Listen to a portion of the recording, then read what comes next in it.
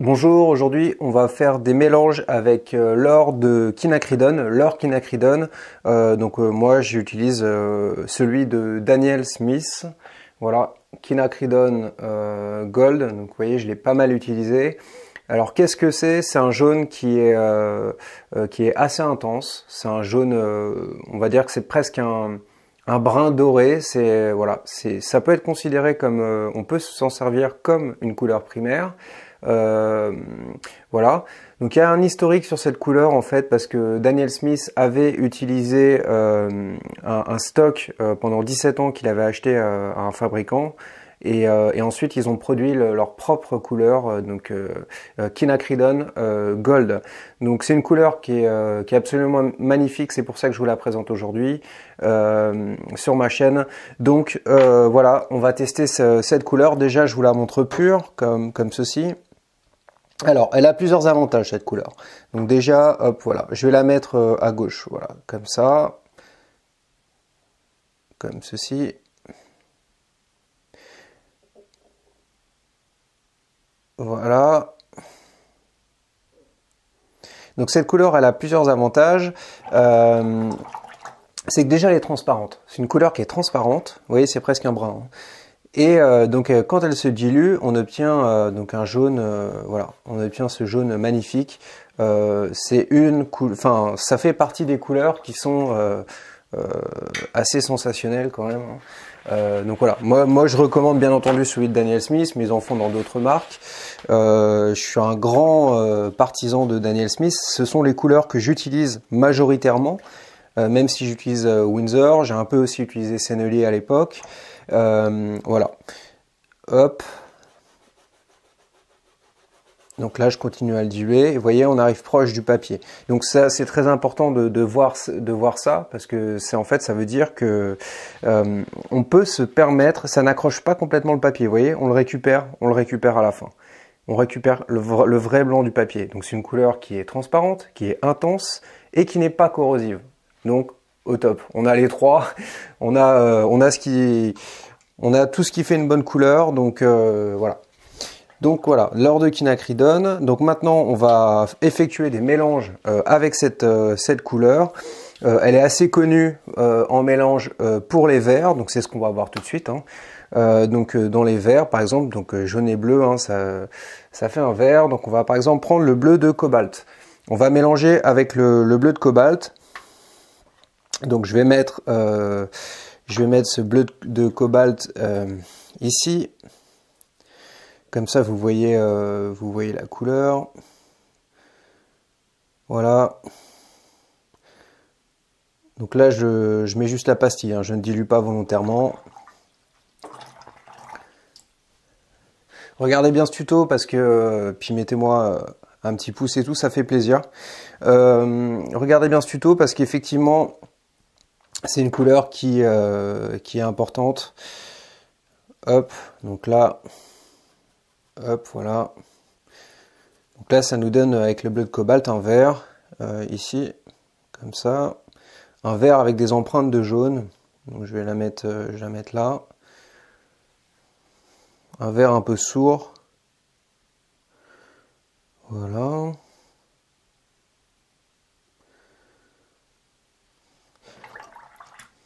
Donc faut bien laver, faut bien laver son pinceau. Puis là, l'eau, forcément, elle devient verte rapidement.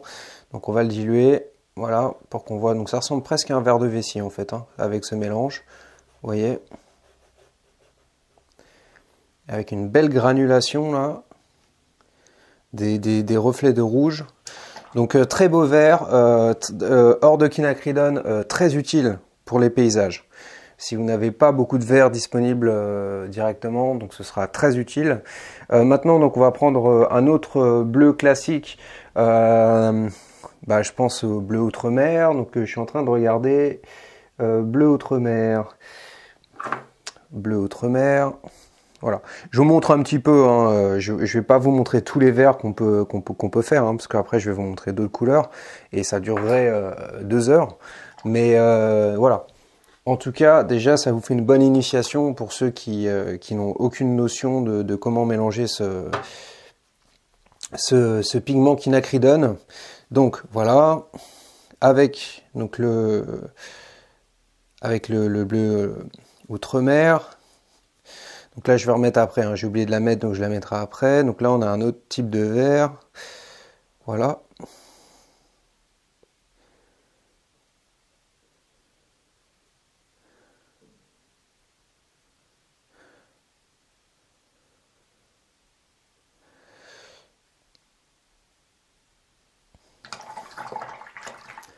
Ouais, faut bien nettoyer. D'ailleurs, j'irai changer l'eau rapidement parce que quand on fait des mélanges comme ça, il faut quand même rapidement changer l'eau. Vous voyez? Donc les pigments quinacridone sont parmi les plus vifs, hein. Donc là, on voit qu'effectivement, on a une très belle teinte là, hein. Pour un paysage, ça peut être vraiment super. Donc je vais mettre la teinte originale, le bleu Outre-mer, comme on a dit. Voilà, ici. Grand classique. Voilà. Je vais aller changer l'eau maintenant parce qu'on va procéder, on va faire d'autres mélanges. Voilà, donc on a un mélange, donc on a deux mélanges avec les bleus. Vous pouvez bien entendu continuer vous-même. On pourrait continuer par un bleu céruléen, par exemple celui-ci, bleu de céruléen de chez Winsor. Et nous, on va continuer en utilisant maintenant un mélange un peu plus atypique. On va mélanger ce jaune avec du rose. Donc rose permanent Winsor que j'aime bien, un rose que j'aime bien, qui n'est pas trop flashy, qui n'est pas trop fade, entre les deux. Donc je prends ce rose et je vais le mélanger avec l'or quinacridone. Voilà. Donc ça va nous donner une teinte comme ça, donc qui reste une belle teinte, un bel orange un peu vif. Les pigments quinacridone figurent sont les pigments en fait les plus intenses du commerce. C'est les pigments les plus modernes que la chimie nous a offert. Voilà. Donc je continue comme d'hab, donc je fais mon petit dégradé et là on retrouve cette composante, on retrouve cette force de l'or quinacridone dans cette nouvelle couleur qui a été créée. Donc là pareil, hein, je remets la couleur initiale qui était le rose, voilà, rose permanent. Hop, je continue. Vous voyez les belles couleurs qu'on obtient?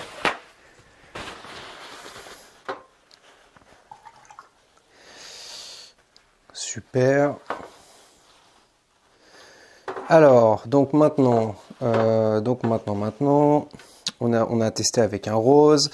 Et maintenant, donc les derniers mélanges que je vais vous montrer, parce qu'évidemment, des couleurs, j'en ai plein, vous voyez, je peux pas faire tous les mélanges. Donc maintenant, on va tester cet or quinacridone avec du violet. Or quinacridone, c'est soit orangé, soit jaune orangé. Bon, si on se base sur cette colorimétrie, ce serait plutôt orangé, mais ça peut être jaune orangé. Bon, on va dire ouais, orangé. Vous voyez, orangé. Voilà.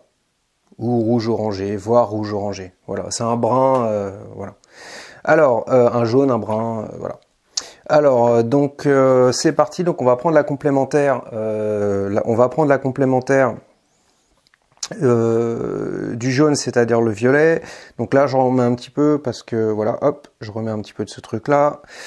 Alors, le violet, j'ai pas forcément de violet super sous le coude, mais j'ai un pourpre impérial de chez Daniel Smith qui fera l'affaire. Donc, on va utiliser ce pourpre impérial et voir ce que ça donne avec pourpre impérial que je mets ici. Très belle couleur, hein. Très belle couleur dans l'humide notamment. Donc, je mélange avec du violet, avec du jaune, pardon, ce violet.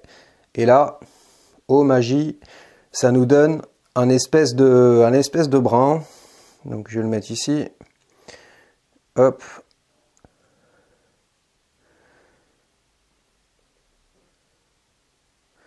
Voilà, un beau brun. Transparent toujours, hein. Voilà. Donc j'essaie de m'appliquer un peu.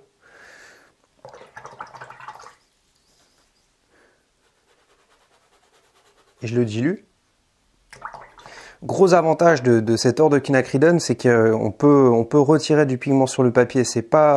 Il n'est pas hyper corrosif. Donc voilà. Gros avantage. Donc très belle couleur hein, qu'on a obtenue aussi. Ici il y a un très beau brun. Hop, vous voyez, on a quasiment on a le blanc du papier quoi. Donc vraiment ça c'est bien.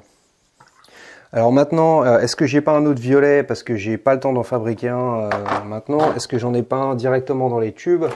Bah si, hein, par exemple, on peut mélanger avec un magenta.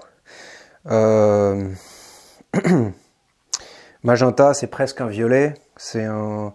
Magenta, c'est un rouge-violet. Voilà. Donc je vais mélanger avec ce rouge magenta.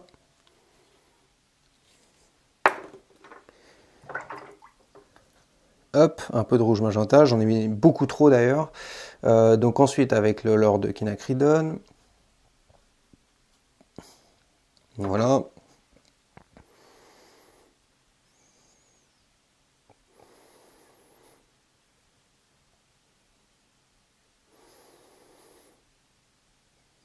Donc voilà, très polyvalent hein, cet or de quinacridone. Très transparent.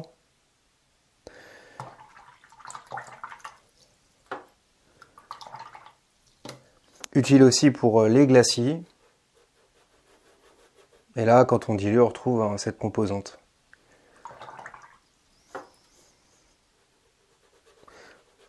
Hop, allez, on va dire que c'est bon. Je remets la couleur de base qui est mon rouge magenta de chez Daniel Smith. Windsor, c'est bien aussi. Ou d'autres marques. Hein. Moi, je fais pas l'apologie spécialement de Daniel. Enfin, je fais son apologie de la marque Daniel Smith, mais vous pouvez très bien utiliser d'autres marques. J'ai aucun problème à ce que voilà, je me bloque pas sur des trucs comme ça. C'est en fonction de votre budget et en fonction aussi de voilà si vous aimez réellement la couleur. Voilà, vous voyez, c'est juste incroyable de vibration ces couleurs Daniel Smith. Donc alors. On va peut-être se faire un dernier mélange. Je vais vous faire, parce que vous voyez, on arrive sur la fin du papier. Là, donc je travaille spécialement pour vous sur papier Arches, qui est un papier de très bonne qualité, 300 grammes grain torchon. Et pour vous faire vraiment voir voilà, la beauté des couleurs. Et Arches restitue très bien la beauté des couleurs. Dernier mélange, maintenant, on va mélanger cet or de quinacridone avec la teinte neutre. Neutral Tint en anglais, donc on va voir ce que ça donne. Neutral Tint. Hop. Donc là, voilà, normalement, théoriquement, vous voyez, mon eau, elle est vraiment sale, là, il faudrait que je la nettoie, je vais la nettoyer encore. Voilà, j'ai nettoyé mon eau. Alors, on va prendre cette teinte neutre, on va prendre un petit peu de teinte neutre. Et on va remettre un peu d'or de quinacridone. Pour effectuer ce dernier mélange, donc là j'en ai mis beaucoup trop, j'ai la main lourde là en ce moment sur les tubes, faut que je fasse gaffe quand même. Hop, donc, et ça nous donne une autre couleur. Ça nous donne un espèce vous voyez, je sais pas comment on pourrait dire, une couleur un peu sale, mais propre. Je sais pas comment on peut dire, c'est voilà, le mélange est propre, mais la couleur est sale.